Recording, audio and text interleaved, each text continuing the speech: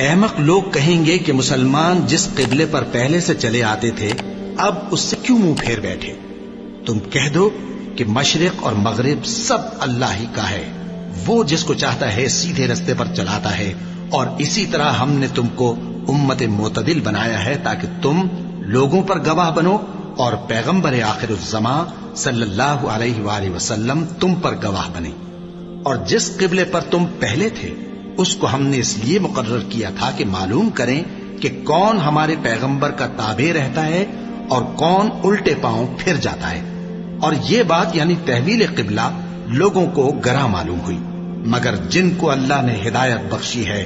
وہ اسے گراں نہیں سمجھتے، اور اللہ ایسا نہیں کہ تمہارے ایمان کو یوں ہی ضائع کر دے۔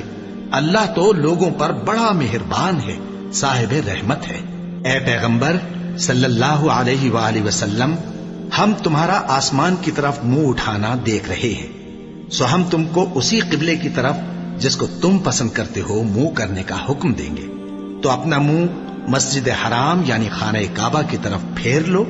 اور تم لوگ جہاں ہوا کرو نماز پڑھنے کے وقت اسی مسجد کی طرف منہ کر لیا کرو۔ اور جن لوگوں کو کتاب دی گئی ہے وہ خوب جانتے ہیں کہ یہ نیا قبلہ ان کے پروردگار کی طرف سے حق ہے، اور جو کام یہ لوگ کرتے ہیں اللہ ان سے بے خبر نہیں۔ اور اگر تم ان اہل کتاب کے پاس تمام نشانیاں بھی لے کر آؤ تو بھی یہ تمہارے قبلے کی پیروی نہ کریں، اور تم بھی ان کے قبلے کی پیروی کرنے والے نہیں ہو، اور ان میں سے بھی بعض کے قبلے کے پیرو نہیں۔ اور اگر تم باوجود اس کے کہ تمہارے پاس علم یعنی اللہ کا حکم آ چکا ہے ان کی خواہشوں کے پیچھے چلو گے تو ظالموں میں ہو جاؤ گے۔ جن لوگوں کو ہم نے کتاب دی ہے وہ ان پیغمبر آخر الزماں صلی اللہ علیہ وآلہ وسلم کو اس طرح پہچانتے ہیں جس طرح اپنے بیٹوں کو پہچانا کرتے ہیں، مگر ایک فریق ان میں سے سچی بات کو جان بوجھ کر چھپا رہا ہے۔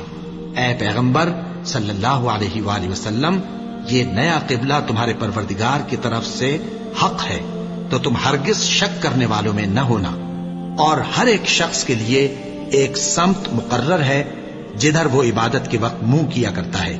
تو تم نیکیوں میں سبقت حاصل کرو۔ تم جہاں ہوگے اللہ تم سب کو جمع کرے گا، بے شک اللہ ہر چیز پر قادر ہے۔